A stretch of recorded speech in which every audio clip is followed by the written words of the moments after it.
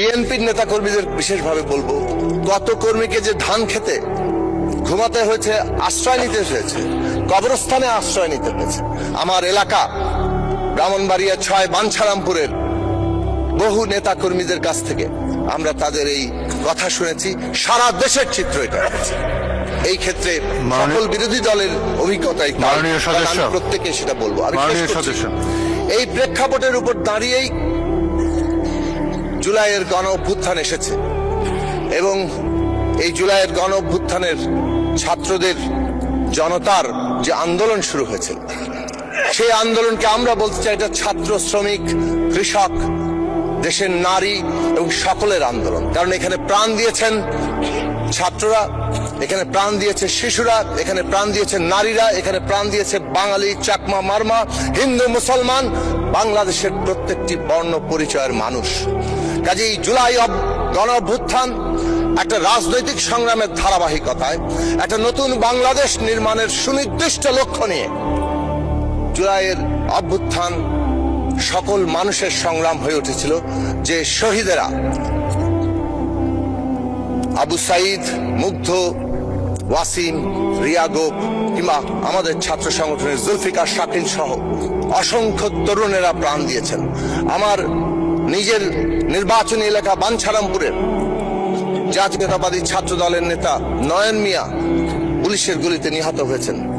আশিক, তুহিন, ইসমাইল, ইমরান, বাঞ্ছারামপুরের 4 সন্তান, তারা প্রাণ দিয়েছেন। অসংখ্য সারা বাংলাদেশের তরুণেরা প্রাণ দিয়েছেন এবং সেই আন্দোলনে যে আকাঙ্ক্ষা তৈরি হয়েছে, সেই আকাঙ্ক্ষা হচ্ছে বাংলাদেশ একটা গণতান্ত্রিক বাংলাদেশ হবে এবং এই গণতান্ত্রিক বাংলাদেশের ন্যায় বিচার প্রতিষ্ঠা হবে। যত হত্যাকাণ্ড হয়েছে জুলাইয়ের সময়ে, তার আগে এবং জুলাইয়ের পরে ওসমান হাদি সহ প্রত্যেকের বিচার এই দেশে প্রতিষ্ঠা হবে। এবং কেবল ন্যায় বিচার নয়, একটা রাষ্ট্রে যদি অধিকাংশ খেটে খাওয়া মানুষের ন্যায্য হিস্সা তৈরি না হয়, সত্যিকার অর্থে জনগণের মধ্যে ঐক্য তৈরি হয় না। ধন্যবাদ।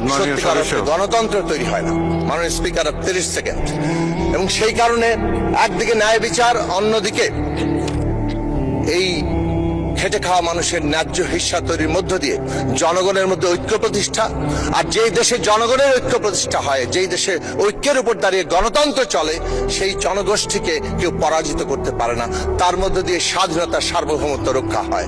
ফলে ন্যায় বিচার, গণতন্ত্র, খেটে খাওয়া মানুষের ন্যায্য হিস্সা এবং সার্বভৌম বাংলাদেশ, যে বাংলাদেশ প্রতিষ্ঠার জন্য আমাদের প্রয়াত প্রধানমন্ত্রী বেগম খালেদা জিয়া 5 তারিখের পরে 7ই আগস্ট পরিষ্কার করে এই দেশের মানুষের সামনে একটা দিশা হাজির করে গিয়েছিলেন যে এই প্রতিশোধ, প্রতিহিংসার রাজনীতি পরিহার করে দেশের মানুষকে ঐক্যবদ্ধ করে বাংলাদেশকে এগিয়ে নিয়ে যেতে হবে।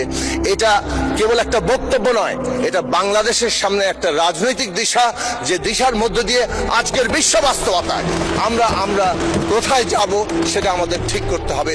জুলাই শহীদদের রক্তের ঋণে সারা বাংলাদেশের মানুষ এই সংসদ আবদ্ধ।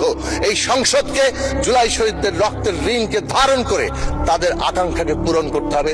সেই দিকেই মাননীয় প্রধানমন্ত্রী সহ, মাননীয় সংসদ নেতা সহ, বিরোধী দলের নেতা সহ, এই মাননীয় স্পিকার, সকল সদস্যরা আমরা সেই দিকে অগ্রসর হব। তখনই জুলাই শহীদদের প্রতি আমাদের প্রকৃত শ্রদ্ধা, ভালোবাসা, তাদেরকে স্মরণ করা এবং সকল আহত যোদ্ধাদের এবং সকল লড়াকুদের আকাঙ্ক্ষাকে ধারণ করা সম্ভব হবে। আমাকে এই সুযোগ দেওয়ার জন্য আপনাকে আবারও অসংখ্য ধন্যবাদ জানাচ্ছি মাননীয় স্পিকার।